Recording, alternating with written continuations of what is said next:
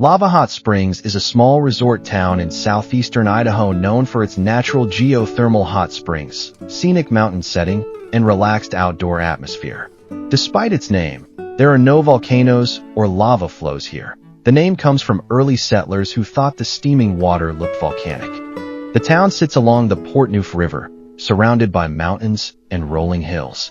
For more than a century, travelers have come here to relax in the mineral-rich hot springs that naturally rise from deep underground.